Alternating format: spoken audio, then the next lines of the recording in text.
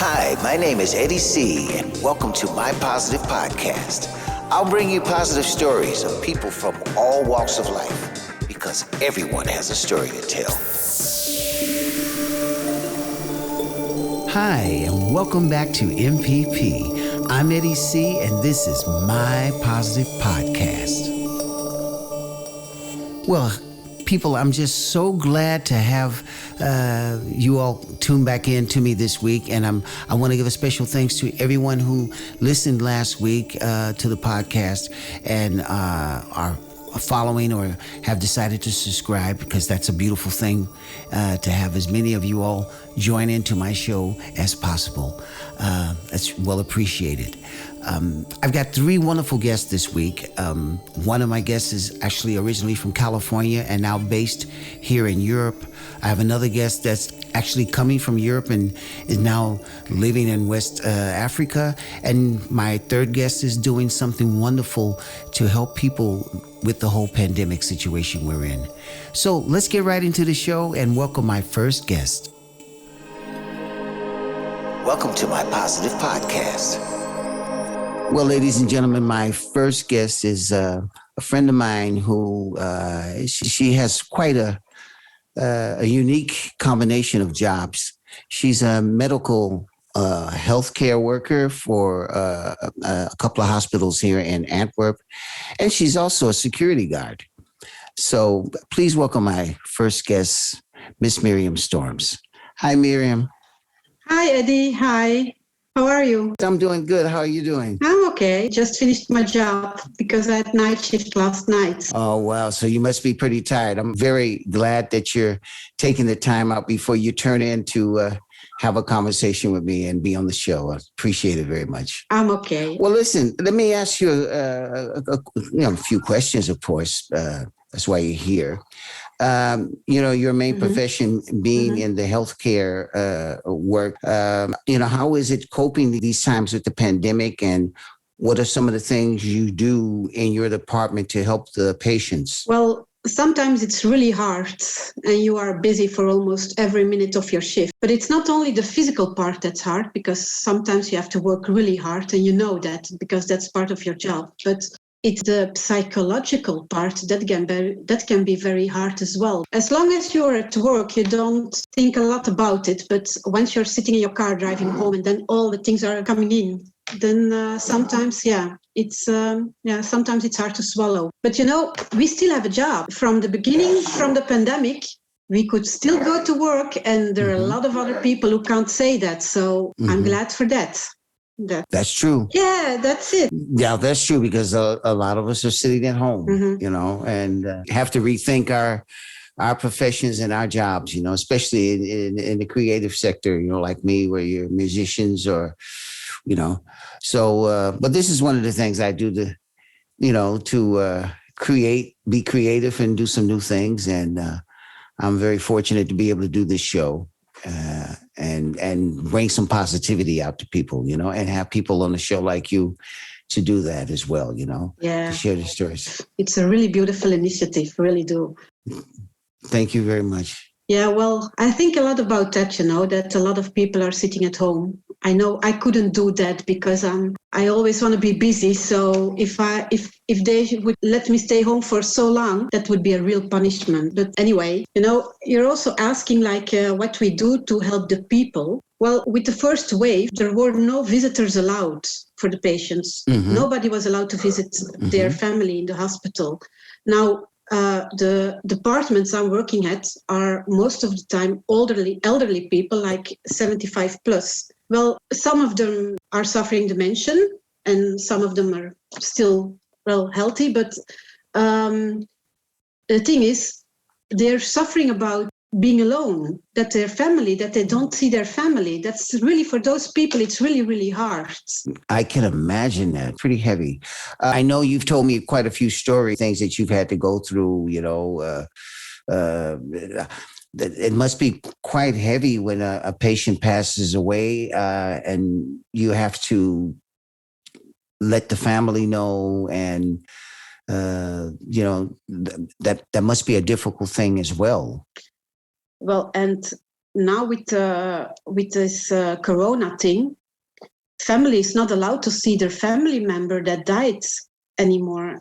They're not allowed to see them anymore because, that's really, really sad. Because most of the time, we if we have somebody that dies, we make them beautiful for the family, and then the family can greet their family member that died. But now on the Corona departments, even that is not possible anymore. Go to the morgue immediately, and the family is not allowed to see them anymore. On the regular departments, also one family member. But the thing is that what I experienced also is with Corona. One time I had this lady, and in the beginning of my shift, she was still okay. And by the end of my shift, she was dead. That's how fast it goes. They crash very, very fast. And that's something very difficult to cope with. That, then you can do the best you can, but sometimes, you're fighting against something that's so much stronger than you. So that's true. Let's take things to a different, let's say, a different part of your life, which is a security. Positive, huh? Yeah, exactly. Yeah, because it's what this show is about, positivity. Yeah. But you're doing a positive thing, being there for those people. So this is very positive. It's just my job. That people like you. It's just my job. Well, it's your job, but you're doing more than that. You're giving your heart and soul into it. And I know from the stories you've told me. But let's go to your security. You've been working as a security guard, and that's a completely different world than working in the healthcare, area. Well, I'm already doing this for more than 20 years too, but I have to say I'm only a security guard for events and festivals, for concerts. I'm not working at stores or whatever, guarding buildings or something. That's not my thing. It's just, I started with it because I wanted to see some concerts for free. So that was actually my main reason. So I was so fond of music, and concerts are really expensive if you want to see them all. So I saw a lot of concerts through the years, and very, very good concerts too. All right. Well, but it's a total different job. That's true. But it's actually a hobby. I don't call that a job. It's a hobby from me, where I spend a lot of time in too. But now with the Corona, it's also nothing, huh? But in the hospital, I'm there for the needy ones. I'm helping the needy ones. But as a security guard, I have to protect people. I have to protect the artists. Sometimes it depends on the job you have to do that day. But also the people in the concert hall, because you have to see and watch that they're following the rules from the hall, and that you have to protect them too, because sometimes there are fights, and sometimes there are some stuff. There is some stuff going on that's not allowed. So but it's just a hobby. Then more than 20 years. And you know what? The beautiful part of it is that I was so lucky to experience some things in that job that other people can only dream of, like seeing but really a lot of free concerts. That's really something. But I see them for free, but I'm actually getting paid for it too. So that's the good part of it. But the second part is I'm also meeting a lot of artists, like big people, or like a Bruce Springsteen, who comes to say to you, "Hey, thank you for the job you did." That's something other people can only dream about. So, and for me, but in the beginning, it was also for me like, wow, now I don't have that anymore, I'm used to it. You're getting used to it. And maybe that's weird for some people to hear, but I don't put them on a platform anymore. For me, they're just people who can sing good or make beautiful concerts or whatever. but I'm searching for the person behind the artist. Not all the artists are treating the security guards with the same respect, yeah. But most of them are, most of them do, but still, well, that's more important for me than getting involved with the artists. That's fantastic. Today, our theme is about grateful. And I'd like to know, what does grateful mean to you? Well, for me, it is that you don't take anything for granted. It's a privilege. It's already a privilege to getting awake in the morning. Like, it's a real privilege that you can still see the sun coming up in the morning. It's a privilege that some people want to spend some time with you and want to be your friends. That's something to be thankful for, because it's not so obvious that a lot of people are there for you, or that you have bread to eat, or even a roof above your head. A lot of people don't even have that. So, and that's something you have to be thankful for. Also for the dark moments in your life, because without the bad experiences in your life, you won't value the good ones. Also, and in the morning, it's so important, but also in the evening, to just say, thank you. Thank you for the things that you received that day, but also in the morning, like, thank you for the day that's gonna come, and for everything. You just have to be thankful, because don't take it for granted. Well said. I agree with you on that. I want to thank you for taking some time out, of your, from coming home from your night shift, as you said, and taking this time to talk to my audience and, talk to me again about how you're, your two completely different jobs. And I know you're very spiritual minded as well. That's the other thing that you're busy with. And I know that whether you're doing your security job work or whether you're working as a healthcare worker, people are in good hands when they're with you. I hope so. I really hope so. Your story, I'm sure, is going to be very nice for a lot of people and my listeners that are going to be checking you out, listening to what's happening. So I am grateful that you've been part of this show. Thank you for asking. Okay. Well, I'm going to let you get your sleep. And once again, from the bottom of my heart, thanks again for being on my Positive Podcast. I wish you good luck with the show. And I'm looking forward to listening to it for the other shows that's going to come. So good luck with it. Thank you very much. Bye-bye. This is My Positive Podcast with Eddie C. All right, ladies and gentlemen, my next guest is a dear friend of mine. He's actually originally from California. He'll tell you more about that in a little while. And he's a musician, ex-NATO employee. And please welcome my next guest, Mr. Jeff Wisdom. Hi, Jeff. Nice to talk to you, buddy. Same here, as always.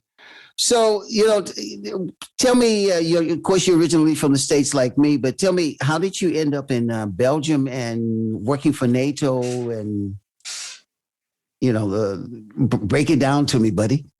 Well, I won't take too much time, but it's a bit of a winding story. Well, we have time. I went into the Navy in California and was there for several years, but I always wanted to see Europe.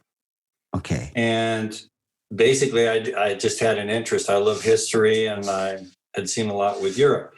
So about 1990, I got the chance, after I had left active duty in the Navy, to work for the U.S. government in Germany, and actually in Heidelberg. So I accepted the job, and I managed to work there for 12 years, which is a bit unusual because the government usually likes you to do 3 to 5 years. But if you do well, they don't argue and they let you keep going.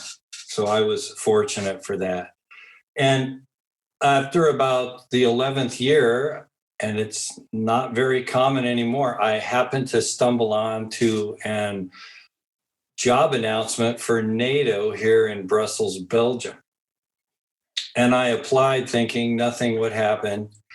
But lo and behold, I actually made the short list and was asked to come for an interview. And this was in 2001. And I made it. I was quite surprised. It was one of the largest interviews I ever had. I never had an interview with 7 people interviewing me at once, but I guess I did okay. And in 2002, in November, I started my job with the NATO, then it was called the NATO C3 agency in Brussels, Belgium. And I managed to stay with them for about 18 years. So it worked out really well. Wow. That's fantastic, man. And but you're what part of California were you from? Modesto? That's it. I was born in Modesto, California, which a lot of people have heard of it from the Gallo wineries. I never had a tour of the winery. I don't think they even do one. Okay. But my grandparents had lived there, and my father worked for a major corporation, and we moved around the West Coast, but always seemed to hub back into the San Francisco area. So I was connected in my early years in Modesto or the San Francisco Bay Area, Livermore, California. And I'm a Californian. I love it. Oh, wow. How is that adjusting going, moving from out California where, they say it never rains in California, like the song. That was one of our favorite songs, by the way, even though it does. Yeah. And then ending up like, going to Europe and now living in, making your home base in Europe. How is that for you? I say in comparison. Well, I've always loved California. But I was very excited and wanted to go see Europe. And after living in Germany for several years, I really came to fall in love with the lifestyle in Europe. I like the quality of life here, and it just seemed to fit me. And I like the people, and particularly the ladies. So it was very nice. And I ended up getting married here and moved around. Even though that initial relationship didn't last, it's been a wonderful time for me here in Europe, and I really love it. Oh, fantastic. So I know that you recently retired last year from your job at NATO, because we're from the same year generation, as we would say. 56 was a good year, as we always say. Yeah. My next question was be like, okay, you finished with that, but I know before, because we met each other actually via a common friend of ours, who's a poet and a writer. It's going to be in one of my shows as well, David. And we met actually, I think at one of his, I think it was a birthday party or something that he did, or some kind of event he organized in Antwerp. And that was the first time we met. And I met you actually as a vocalist. I remember that. Yeah, and from off that point, we kind of like kicked off a great friendship. That's fantastic, and we keep in touch with each other on a regular basis. Both of us living, not that far away.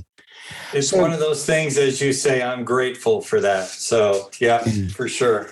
But how is it that, I mean, your music, basically you're country orientated as far as your style of music is concerned? I know you've got this nice deep Johnny Cash voice, and we try, yeah. So tell me, how did you get involved with your music, and were you doing it in Modesto before you came over to Europe, and has that been something like that's been an on-off thing for you? Yeah, well, basically what happened is I had started to learn guitar back in 1974, but it was just how to play acoustic guitar, be able to strum, and sing like campfire songs. Mm-hmm. But I learned from a lady who I was singing at that time with her and a small group in church. In those days, we used to call it the folk mass. Mm-hmm. And she actually was very country oriented. So without realizing it, what I learned was the country genre, but in 1974. Right. Now, right. the other thing I'd share with you, because I started doing a lot of thinking about it because of what I am trying to do with music.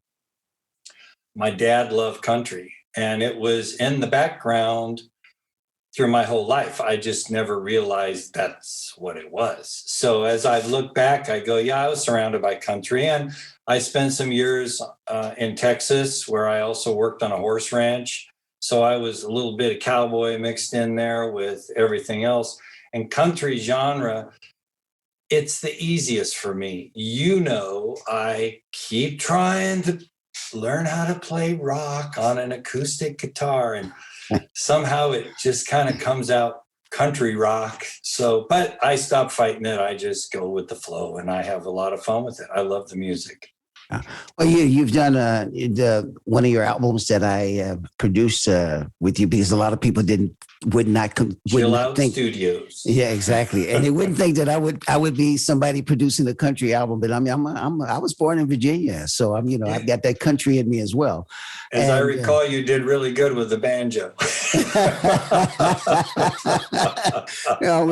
With a little help of my keyboard. Yeah, the songs that you're writing, they're based actually on, say, actual experiences that you've gone through yourself on your last album that you did. And I know you're busy with some new material for a new project that will probably be ready next year. Yeah, I think so. I was going to ask you another question. How is it the adjustment of, let's say, living in Europe for you? How does that feel as compared to just living in the States? Do you miss the States? Are there certain things that you say, well, if I had to make a choice, I feel kind of more home here in Europe than I do in the States?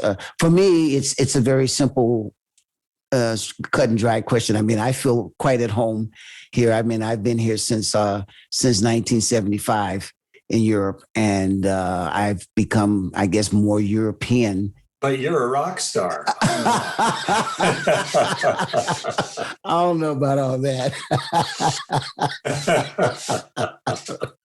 Well, no, but how is that? How is it for you? Adjusting to just European life, and especially you're living near Brussels, in fact. So is that, and of course now being in the retirement, retired last year, you have a lot more time to spend more time with your music. So I guess that must be for you also a nice, pleasurable thing to do. Yeah, I mean, the first thing I'll let you know is that, I worked at NATO, but actually my retirement is from the Navy and the U.S. government. But what I enjoy, I'm a very proud American. You and I've talked, and sometimes we scratch our head at things that come up, but that's all I'm going to say about that. And, but I enjoy being an American expat in Europe. I find the people are really cool.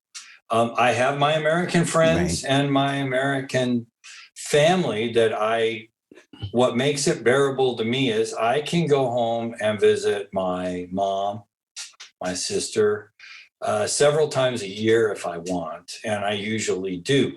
But until Corona, I can live here, and with the beauty of modern telecommunications and modern transportation, I get home and scratch that itch on a regular basis every year. But there's just some kind of, I don't know, there's excitement to me about Europe. And I find the people that I met are really nice. I mean, I'll say one thing here, and your listeners may laugh. They may have heard this example, and I think you've heard me say it. Americans can be like peaches and Europeans can be like coconuts. And by that, I mean, an American, we're used to that frontier spirit and we're all friendly at the start and we work together and that's what makes us great. But there's a certain point, if you keep asking questions, we're going to look at you and kind of close up and just say, well, that's not your business. Okay. And with Europeans, I've found that the ones I've gotten to know, the Europeans, and I think it's based on their history, are a bit more protective and more closed up at the start. But if they find that they like you and that they can trust you, then they start to open up and you will be a friend for life. I have a good Turkish friend and a Greek friend that we used to have coffee together. And the three of us are like the three amigos. I mean, and we're still in contact, even though one of them, Michalis, has gone back to Greece on another assignment. So I just really have enjoyed the people in Europe, and I really enjoy the culture. The cafe culture, I think, is wonderful. And the last thing is I'm singing American songs, so they're not commonplace over here. In fact, if anything, I'm singing old American songs, and a lot of Europeans seem to enjoy that remember those songs and what it brings back. So I have a little more of a niche market here in Europe, but I just really enjoy it. As you know. Well, it's quite a different lifestyle. It's actually very laid back compared to being in the States. And of course, like I said, a lot of things have changed in the last few years, and especially with the corona outbreak that has made a major change in people being careful and cautious. And hopefully we can get this all behind us in the coming months and get back to a regular lifestyle again, because it's been very hard on everybody. And I know musicians, people in the from all branches are suffering from it. But the nice thing about it, and there's always a positive side about something like this, is that it gives us a chance to withdraw and rediscover ourselves and what we are about as people, as individuals. And yes, I agree. And I guess that's one of the reasons why I wanted to do this podcast. And is because there's so much negativity in the world around us that we're confronted with, and it's nice if people can turn on a podcast and listen to some folks like you and other people that will be in the show that are sharing their positive stories, even in these circumstances. That's something that I like to give back to the public with this whole show. I got one more question to ask you, buddy, and that's the theme of the show for this week, and it's which is the word grateful. And I'd like to ask you, what does grateful mean for you? I have a couple of thoughts on that. First, I'd just like to compliment you that your previous shows I've heard, I thought were really good, and they do bring out positivity.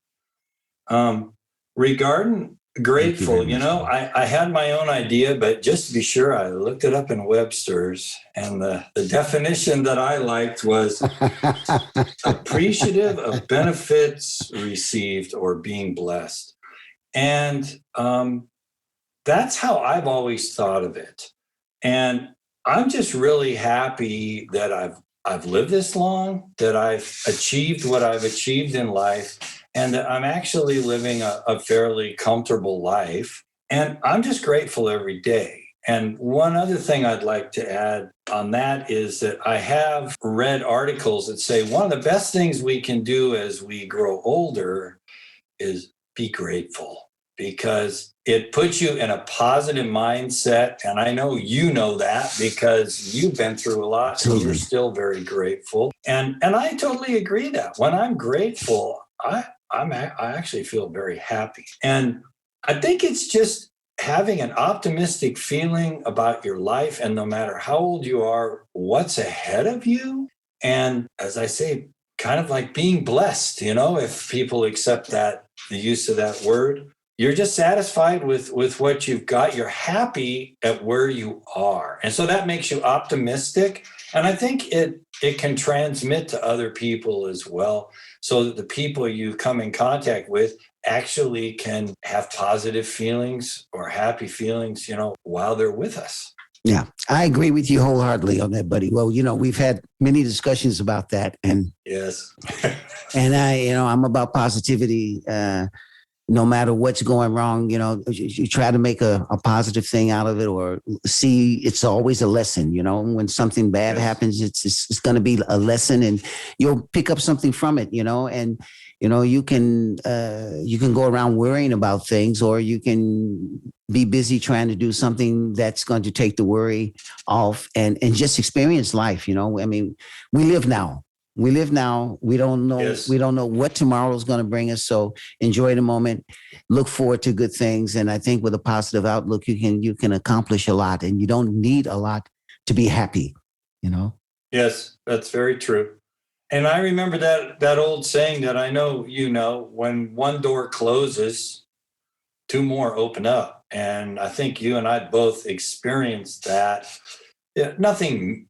It doesn't have to be major, but it just keeps that positive, optimistic feeling that, oh, well, okay, I didn't plan that, but let's see what's going to happen next, and sometimes it takes a couple weeks or a month to get it. But yeah, I'm grateful. I've been very lucky in my life, and, I've got a great family, and I just love it.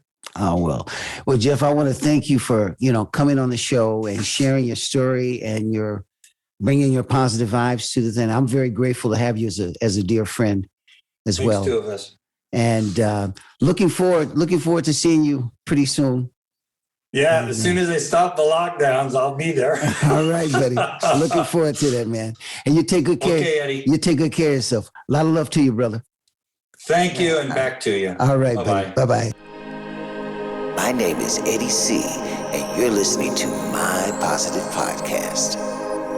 My third and final guest is actually an old neighbor of mine, and we used to live next door to each other back in the day when I lived in Hilversum in the Netherlands, working as a session musician.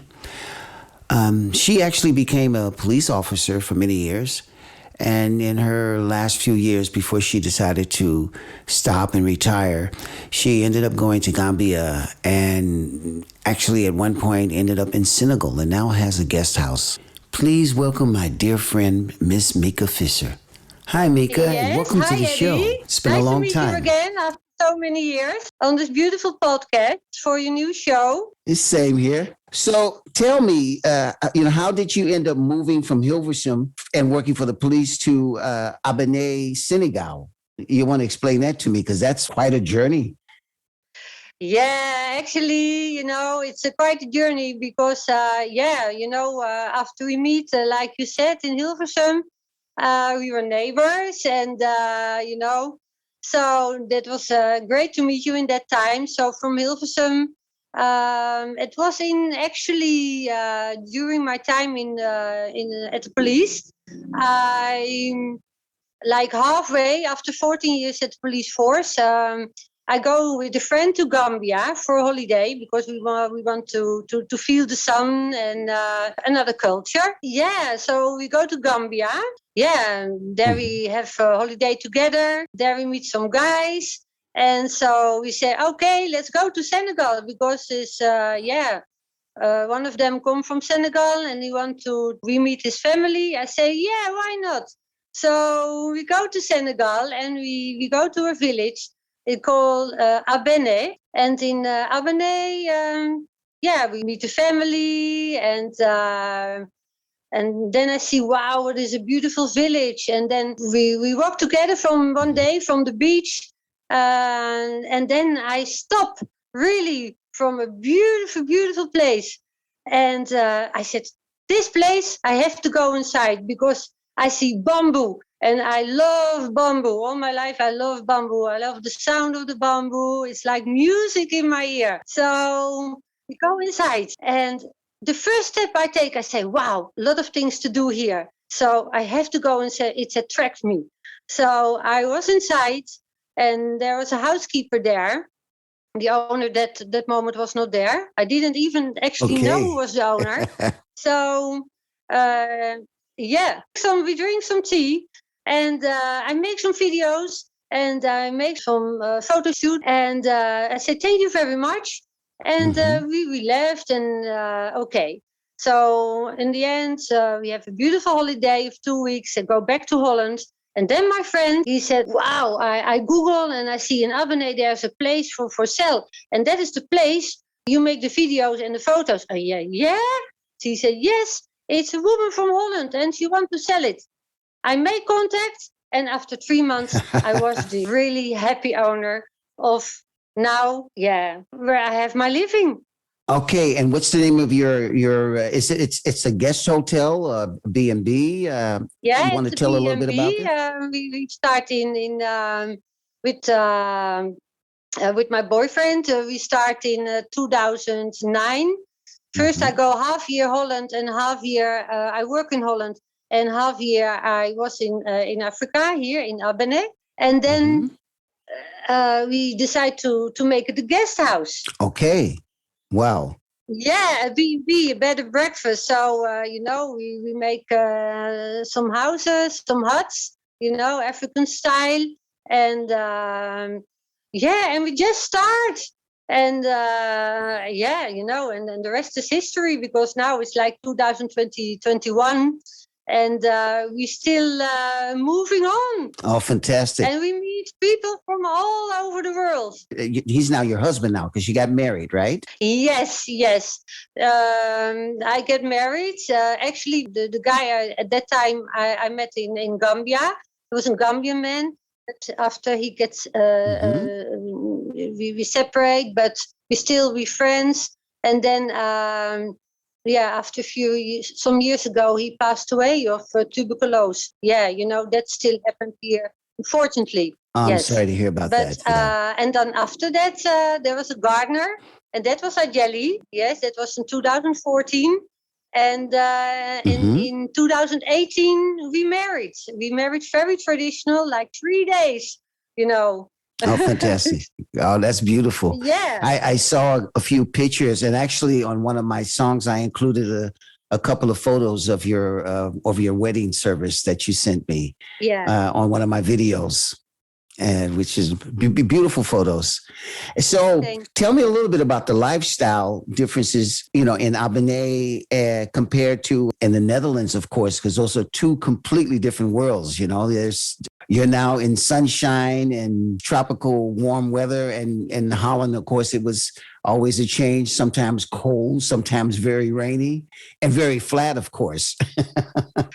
Very flat, yeah. Actually, here also is very flat. Senegal also is very flat. It's a very good country also, even to travel alone or with others. But also, you can cycle here. You can take your bike, and the only thing is it's getting too hot.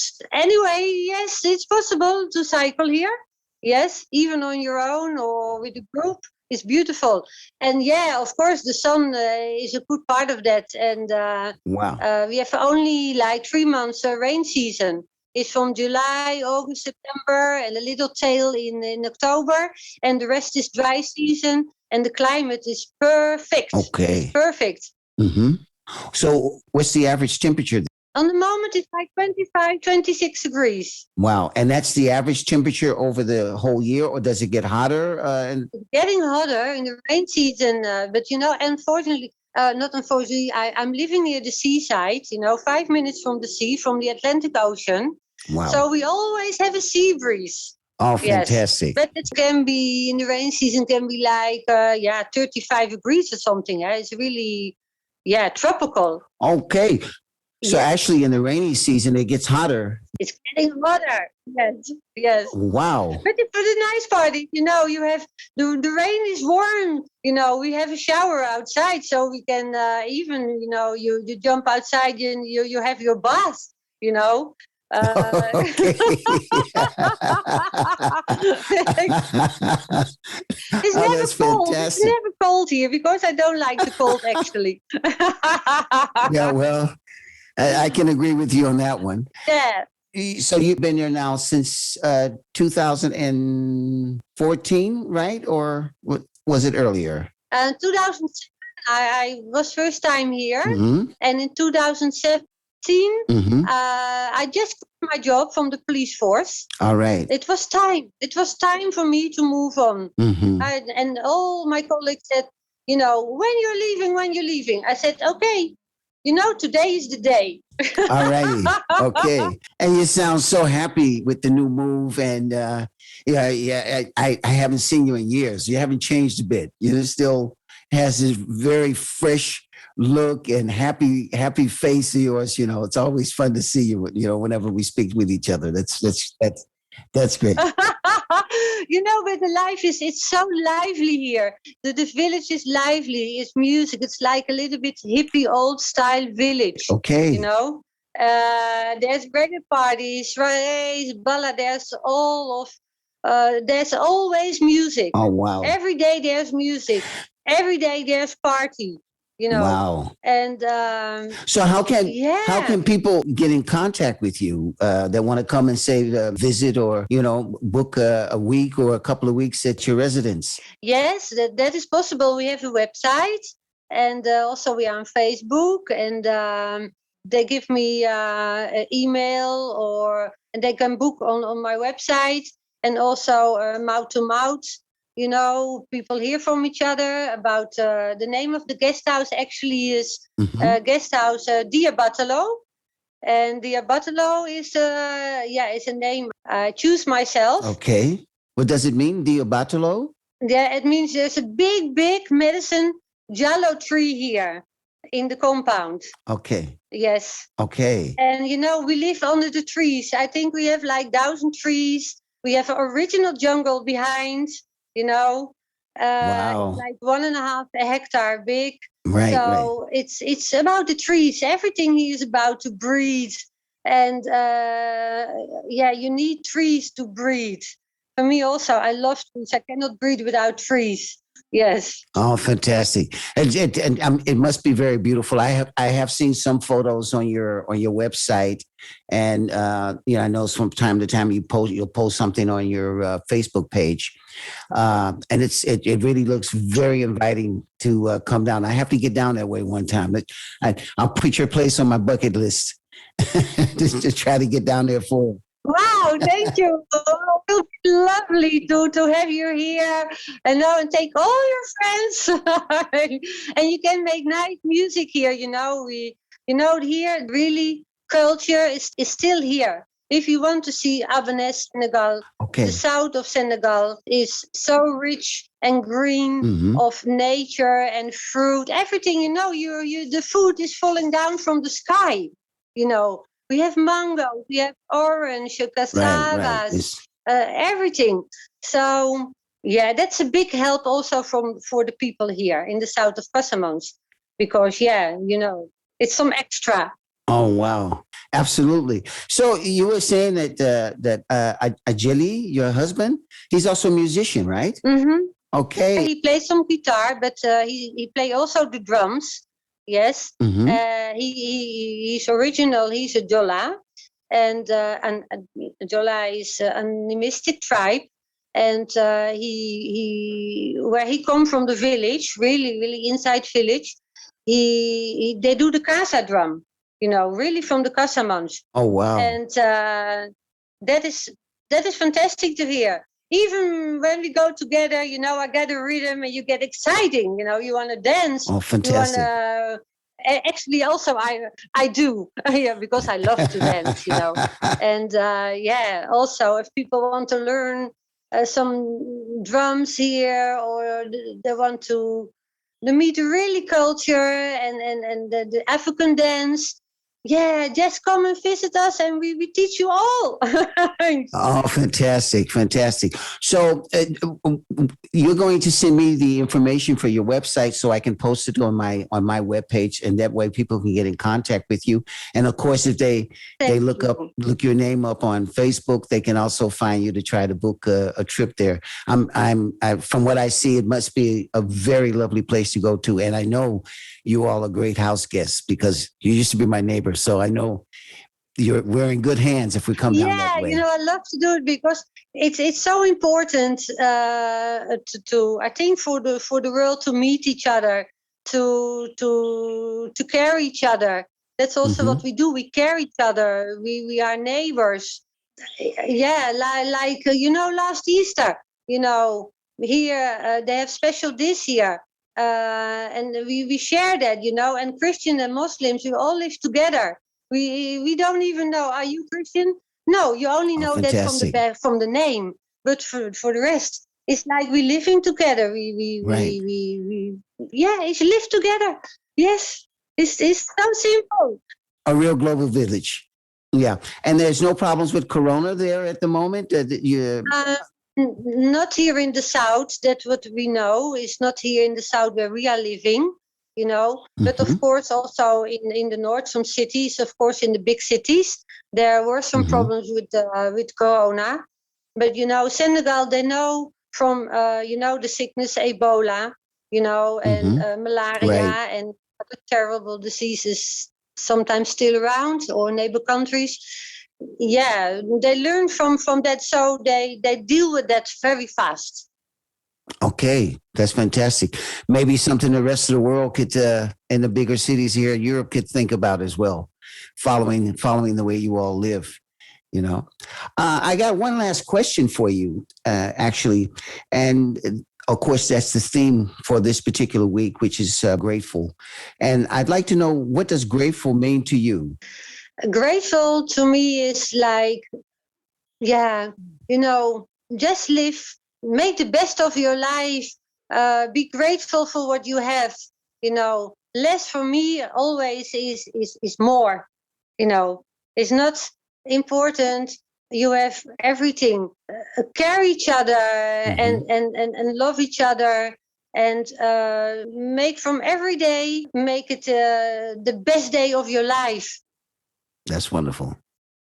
It was such a pleasure to be able to talk to you and interview you. And I'm so proud to have you on my show after so many years of getting, we haven't seen each other in forever. Forever, yes. It's so lovely to meet you. I'm so grateful also, we meet each other again. That's also grateful that we see each other after so many years, And it's like we meet every day. You look great. You're not, only you lose your hair. A little bit. But for the rest, you're my guy, Eddie. You're my guy.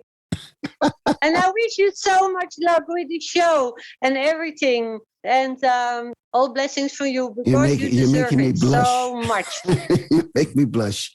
Well, listen, thank you once again so very much for coming on the show and sharing your life and your stories. And I wish you all the best. And hopefully we'll get to see each other when this whole Corona thing is behind. And a lot of folks, if you're out there listening, if you want to go to a place where there's a lot of sun, easy lifestyle, please check out House Diabatalo in Abene, Senegal, the south of Senegal, in the beautiful Casamance. A lot of love to you and to Ajeli. Stay safe and keep throwing out those grateful thoughts, okay? Thank you. All righty. Bye.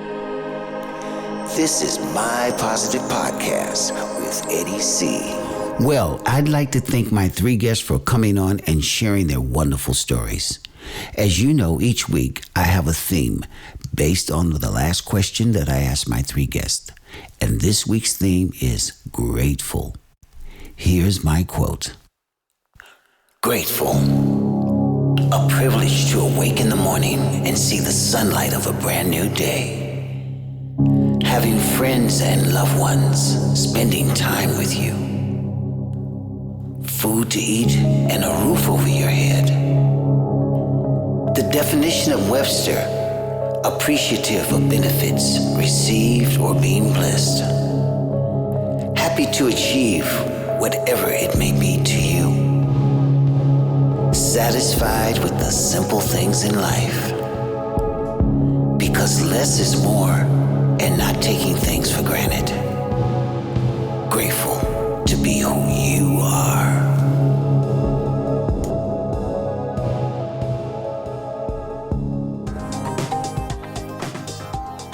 Well, that's it for this week's show. But before I go, a warm thanks to Myriam Storms, Jeff Wisdom, and Mieke Visser for sharing their positive stories with us today. You know, a great conversation leads to wonderful memories. You can find me on all platforms like Spotify, Android, and Apple. On Facebook, look for My Positive Podcast, and my website is mypositivepodcast.com. You can also contact me via my website or Facebook. A very special thanks to my technical producer, Iswan. This show is a production by Antwerp Podcast Service. My name is Eddie C., and this was MPP, My Positive Podcast. Tune in next week and stay positive.